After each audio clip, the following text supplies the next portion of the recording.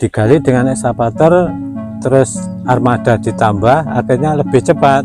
Terus lama-lama sampai yang ke utara sini lebih banyak bangunan seperti Surya, ada Dewa Bayu, ada Ardanari, dan kesemuanya ada 13 arca yang ditemukan di sini. Kalau ini dibangun tahun 900 pada masa Mataram kuno, Mas Empu Sendo.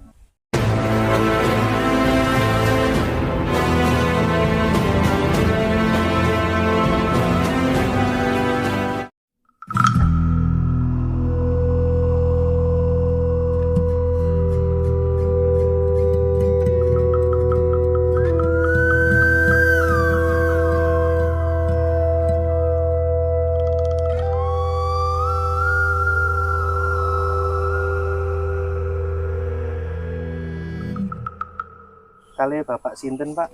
Kula Nur Salim Bapak Nur Salim sebagai jubel di sini, Tondowongso. Candi Tondowongso. Bisa dijelaskan Pak terkait situs Tondowongso ini mulanya ditemukan tahun berapa dan awalnya itu seperti apa bisa ditemukan? Dulunya ini kan tanah warga, karena keinginan yang punya tanah itu maunya kan untuk sawah, untuk lahan basah. Nah, ternyata setelah digali itu ditemukan struktur bangunan bata-bata yang dari selatan itu ditemukan bata-bata, dan setelah digali itu akhirnya semakin jelas bangunannya itu, struktur bangunan itu, dan menemukan beberapa kepingan arca. Terus setelah itu didatangkan alat berat pakai ekskavator itu. Nah, digali dengan ekskavator, terus armada ditambah, akhirnya lebih cepat. Terus lama-lama sampai yang ke utara sini lebih banyak bangunan, lebih banyak struktur bangunan itu. Nah, setelah nyampainya di sana, di utara itu ternyata komplek percandian. Nah, di komplek percandian itulah ditemukan arca pertama. Itu arca pertama yang ditemukan, arca 4 muka itu. Terus Durga, terus banyak arca yang lain seperti Chandra, seperti Surya, ada Dewa Bayu, ada Ardanari, dan kesemuanya ada 13 arca yang ditemukan di sini. Termasuk Andini 2, Yoni, itu komplit lah di sini. Ada lingga juga. Terus dari kesekian banyak arca yang ditemukan itu sekarang di mana Pak? Kan dulunya itu di sini memang ditangani oleh Trowulan yang pertama. Nah, setelah Trowulan itu diminta oleh Balar Jogja. Nah, setelah diminta oleh Balar Jogja, akhirnya kan terus dibiarkan oleh Balar Jogja, biarkan, akhirnya dikelola lagi oleh pihak Kediri, BPJB Kediri. Jadi disimpan Pak. Nah, yang dulunya waktu masih dikelola Trowulan itu semua arca diambil, dibawa ke sana, ke Museum Trowulan itu, kesemuanya. Nah, setelah pemerintahan Kediri berganti itu, terus akhirnya bupati ganti, akhirnya ada inisiatif untuk mengembalikan arca-arca yang di sini. Rencananya sih arca-arca yang di tempat lain yang berasal dari Kediri juga akan dikembalikan. Itu kata Mas Bub itu. Terus Pak, ini kan sangat luas sekali. Diperkirakan luasnya berapa? Kurang lebih 1 hektar ini. Kurang lebih ya, kurang lebih 1 hektar. Apakah mungkin di tanah lapang ini juga ada Pak? Apa dulunya sudah digali Pak? Ini penggalian yang paling bawah ini, penggalian yang paling bawah. Terus yang digali-gali itu pas struktur bangunan yang waktu itu kan diadakan apa ya, penelitian dulu, terus akhirnya digali, ada bangunannya itu. Nah, dan pertama digali ini tahun 2007 2006 akhir. Terus 2006 awal ditemukan arca itu. Gitu. Yang sebelah sana Pak itu apa Pak? Yang di sana itu ada bangunan yang diperkirakan itu kan itu sudah merapat ke tembok pagar. Tembok pagar yang itu ke sana terus belok ke barat. Nah, itu sudah merapat sekali dengan tembok pagar itu. Yang diperkirakan ini itu tempat patirtan atau tempat sesuci kalau orang zaman Hindu. Ini kan masa-masa Hindu ini. Tepatnya pada abad ke berapa dan kerajaan apa Pak? Ini kalau katanya orang-orang pintar itu, para arkeolog itu menyebutkan kalau ini dibangun tahun 900 pada masa Mataram kuno, Mas Empu Sendo waktu itu. Dan latar belakang dari candi ini adalah tempat pemujaan agama Hindu. Gitu. Sekaligus ada tempat petirtaan juga. Gitu ada petirtaan. Jadi di sekitar area sana itu pagar kuno ya. Nah, itu ada tembok besar itu yang membentang itu. Itu tembok besar. Yang dulunya yang di sana itu di belakang candi itu ditemukan arca, 6 arca di situ. Jadi di satu titik yang sebelah situ. Ah iya, itu jadi bersandar pada tembok beteng itu candi arcanya. Kalau melihat lokasi ini Pak Nggih, Ya. kan lebih tinggi dari area tanah sekelilingnya. Berarti alat eskavator itu menggali seluruh area ini ya? Iya, menggali seluruh area ini. Tanah Mulai seperti itu ya Pak ya? itu tanah aslinya itu, tanah yang tinggi itu tanah aslinya sekian itu. Terus tinggi tembok itu masih ada utuh ya, tingginya segitu itu yang atasnya, tapi kedalamannya itu ada 8 meter tembok ini. Karena apa, yang situ memang belum digali, tapi yang sebelah sana itu sudah pernah digali kurang lebih 6 meter pakai itu bego itu. Nah, kayak waktu itu kan begonya nggak nyampe ke bawah itu, tapi bangunan masih tower. Jadi dimungkinkan ya Nah, kurang lebih kalau yang sudah ditemukan nyampe pondasi itu tinggi tembok pagar itu 8 meter tingginya. Dan kemungkinan kenapa Pak ini Pak terkubur tanah sedalam itu Pak? ini terkubur karena kena erupsi Gunung Kelut, dan erupsi itu sudah berulang 7 kali kalau nggak salah, yang besar-besar nyampe menimbun itu 7 kali letusan Gunung Kelut itu. Kalau letusan yang kecil nggak nyampe segitu tebalnya itu. Rata-rata ini satu rata-rata ini satu timbunan itu, satu erupsi itu hampir 2 meter tingginya. Itu. Apalagi 6 letusan yang sangat dahsyat.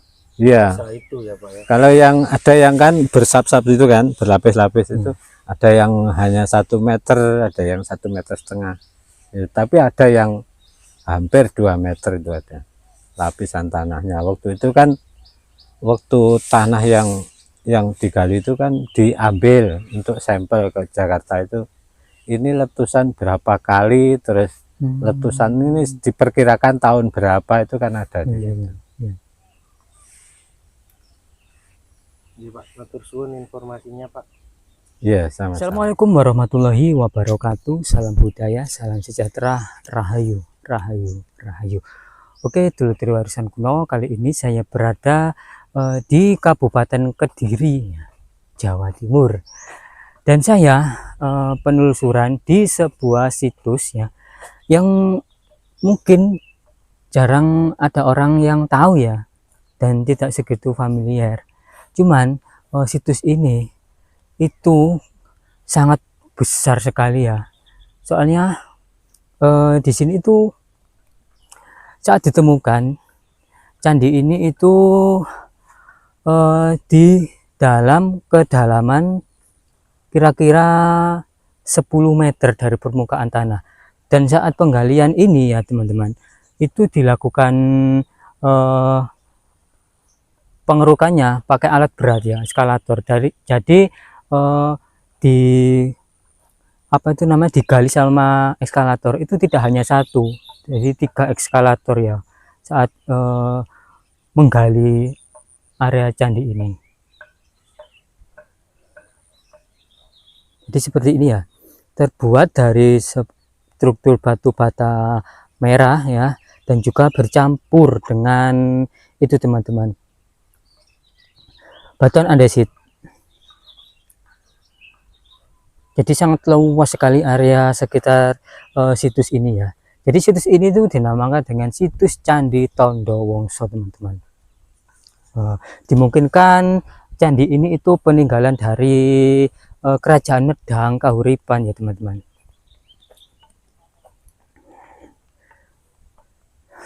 Jadi di sekitar situs ini ya, itu sangat luas dan berada di tengah-tengah area persawahan teman-teman. Nah, jadi seperti ini. Dan menurut juru kunci tadi ya, setelah kita wawancarai sedikit, jadi saat penggalian situs ini itu ditemukan kalau nggak salah ya 13 macam arca di sini.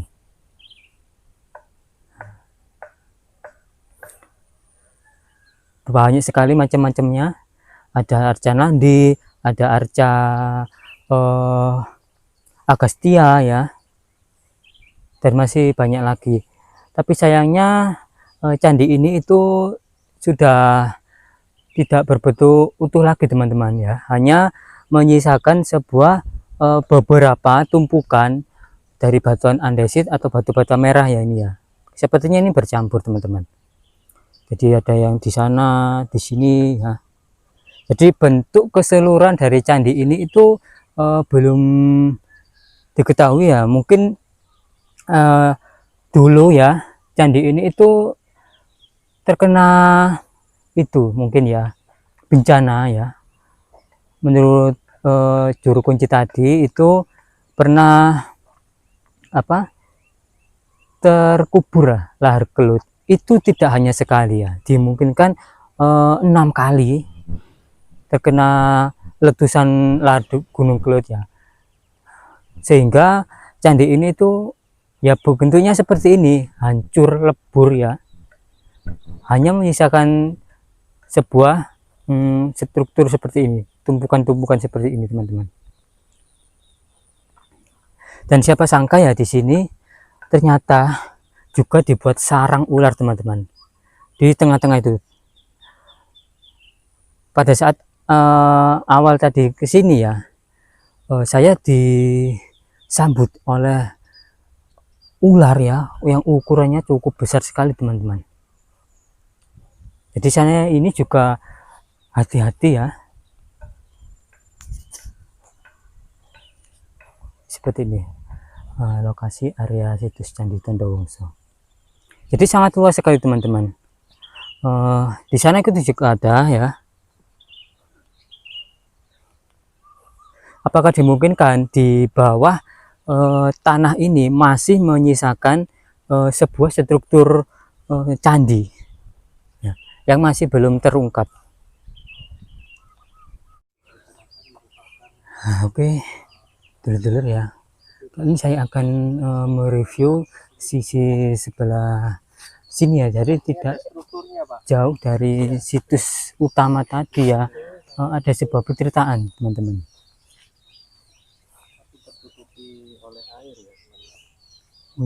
Struktur. Jadi apa, luas dari situs Tondo Wongso ini ya, dimungkinkan itu 1 hektar, soalnya sangat luas sekali ya. Dan di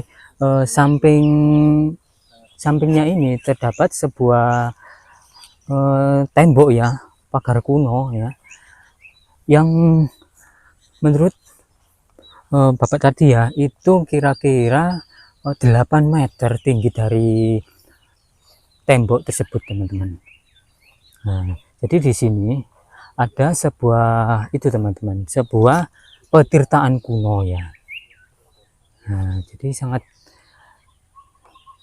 menakjubkan sekali ya. Nah, ini ada sebuah struktur batu bata yang itu ya teman-teman, yang tergenang oleh air ya. Ataukah mungkin ini ya sumbernya dari petirtaan tersebut.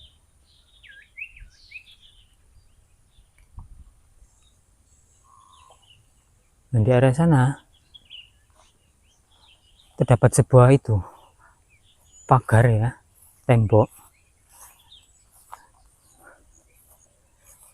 yang terdapat sebuah struktur batu bata kuno yang ukurannya sangat tebal sekali ya. Jadi area sekitar sini apa tuh nama kita? Jadi area sekitar sini itu sangat rimbun ya teman-teman ya. Jadi kita juga harus hati-hati. Soalnya tadi saya menjumpai sebuah ular ya yang cukup besar di candi utama itu teman-teman. Jadi itu ada sebuah struktur batu bata kuno ya, bukan tembok dari situs tersebutnya. Di sini itu banyak sekali gundukan-gundukan tanah teman-teman.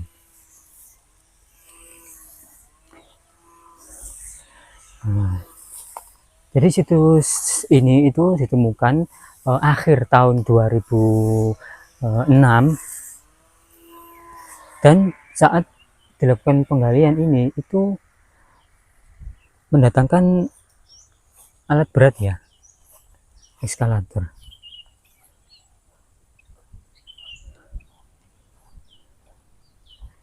Nah, jadi kita akan menuju ke sana teman-teman. Jadi di sini tuh banyak sekali ya bekas-bekas galian dan cowakan-cowakan itu ya. Ini sebuah petirtaan, lu ada ikannya teman-teman ternyata.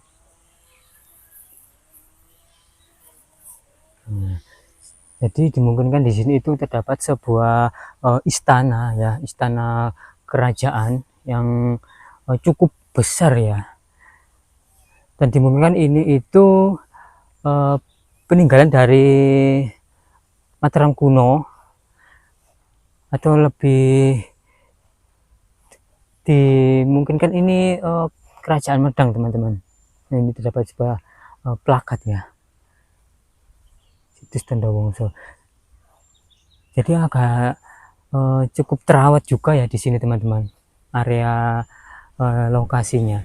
Oh ternyata teman-teman ya, di sini ada pintu masuknya juga ya. Jadi cukup terawat ya situs ini.